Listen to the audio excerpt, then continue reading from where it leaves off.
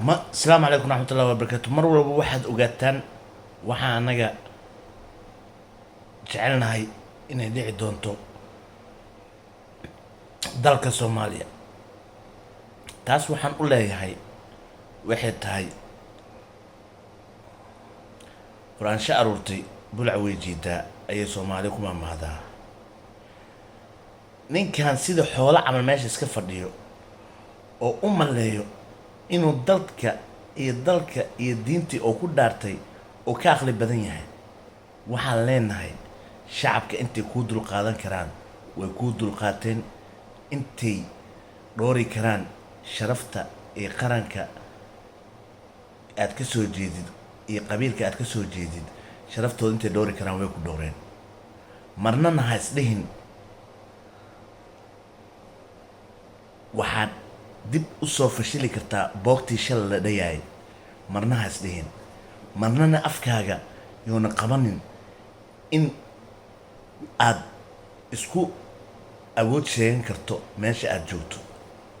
meesha aad joogto shalayto waxaad ku timid doorasho ay rabeen raggii kaa horeeyey inay sii fadhiyaan, socon weysane adigana waxaa lagu siiyey jaaniska kugu dambeeyey in aad sumcadaada iyo aqligaaga la miisaamo. ma ahayn cabsi lagaa qabo, mana ahan sharaf lagugu sharfaayo, ee waxay ahayd aqligaaga in la miisaamo ayaa la doonaya shalayto. maantana waa lagu bartay, dadkiina way ku arkeen, dunidana waa lagu tusay. dareenkaaga iyo maskaxdaada inaad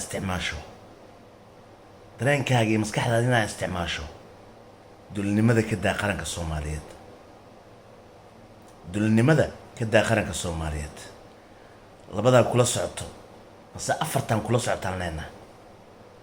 fahmadooda iyo filacooda annaga faracooda ma caynayno, laakiin waxay fahansan yihiin iyo waxay damacsan yihiin koraan kala socnaa, waana ognahay.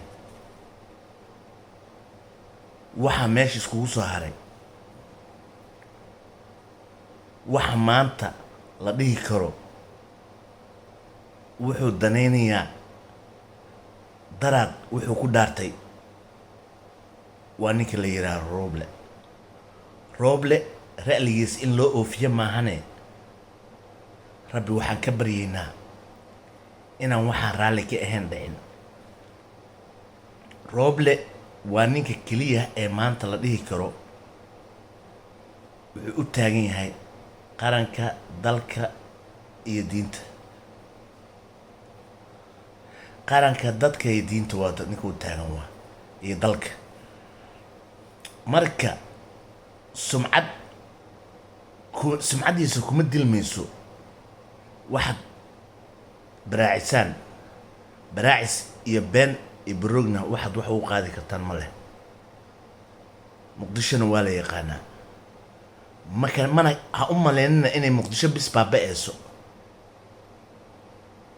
meel walbo Soomaali ka ah way baaba'aysaa. waxa dib u dhacinayana waxaa waaye qaranka Soomaaliyeed.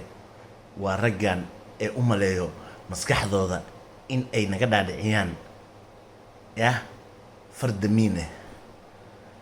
marnana kama yeelino, marnana ma aaminsanin in ay mustaqbalkeena ku dheeli karaan.